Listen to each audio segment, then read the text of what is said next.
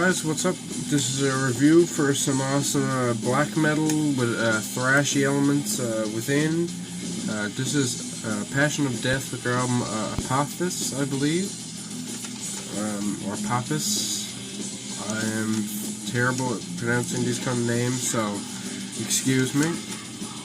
But these guys are from Birmingham, Alabama, and they just came up with their first album. Now, they had a few EP releases from like 2012 and a few releases from here and there, but this is their first full-length album. Now, this came out September 1st, and I was contacted by the label owner if I wanted to review it, and I said, sure, I'll give it a shot, and when I listened to it, I really enjoyed it. So basically, this is just my thoughts on the album, and you know, I hope you guys check it out. It is some awesome underground black metal, and it's really worth a listen. There's not much I can say about it besides it's really good. And also, this is released on CD, and you know, it is kind of thrashy at points, so it's not just full black metal, but you know, a lot of people just lay a little like black metal. So let me get into it. First track is Dark Legacy, and this is just a ripping track where almost every word the guy speaks is legible, which I like in black metal when you understand what they're saying while they're saying it. But a lot of black metal, like, you can't, and I understand that, and I just take out the lyric sheet and I read that shit.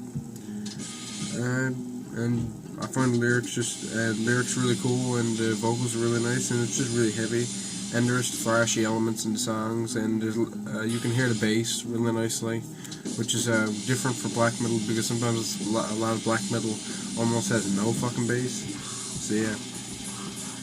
And then we move on to the track of Shadows and Flame, more blackened, really, like, you know, more composed in the black metal stylings than the first track, and just slower in some parts, which are really nice, and faster in others, which are also really nice. And the guitar passage on this track is a really nice break from the action, and the band seems to do that a lot, where they'll add in breaks and stuff. One of my friends said it sounds like basically black metal with like little doomy parts thrown in to give you a little bit of breather, which is about right.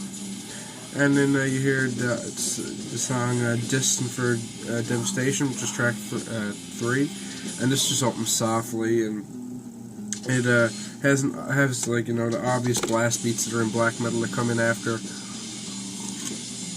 And the riff just keeps the opening minutes worth a while. And like I said, the riffs on this are really, really nice. And it's just a good instrumental and has a really nice sound overall. And then we move to next song, Blessed We Are. Now this has more black thrash opening, and the vocals are pretty harsh. And then they go to softer elements again. The whole song does, and it's just really interesting riffs again. And sometimes you might be like, these tracks could be shortened a bit, but still, like, most of them only run about from about like 3 minutes to like 5.5. So they're mostly pretty short. Then we move on track 5, Burn This World, which is the longest track at 5 minutes and 30 seconds, and just is a really nice, interesting opening. And in reality, it's just a really nice track that slows down a bit. And the guitars on this are really nice, the vocals work great, and the vocals on this, like I said, are pretty awesome. Guitar interludes that they use, like I said, make atmosphere, and they use that nicely on this track. So yeah, then we move into In Requiem. This is open softly, and I must say, adds great ambience to it. Also, I forgot to mention, Destined for Devastation is an instrumental. But yeah, like, In Requiem just opens really softly, and it's just a great ambient track, and it just sets the mood really nicely. And then the last track, Wrath, just has an eerie opening that sets it up perfectly. Then it rips into savage black metal and uses more acoustic guitars also in between. So like I said, this is a really diverse release with like the acoustics like backing up the raw black metal, and then you hear, like, you know, just nice raw sound. Then you hear the thrashy parts. It's really diverse, but you know, if you like diverse black metal that isn't just full on raw, like ripping black metal the full way through, and there's like some softer parts and some like flashier parts, then you'll really enjoy this. And also, speaking of that, this is a CD I will be reviewing soon. And I find this might be a bit similar to this, but if you really want to hear some awesome black metal, just check out for that review. But like I said, that's all I can say about this album. The artwork I don't like at all, really. Like the artwork is just this gray blob, and you'll see it in the thumbnail. It's like gray. I suppose it's like got like skeletons or something mixed in with it, but it just doesn't look that great. And the logo just like blends in with it and just looks like a gray mass. They could have done the artwork better, but that doesn't take away from the release at all, in my opinion. Then you move. Then like really, this is just a short release at 31 minutes long.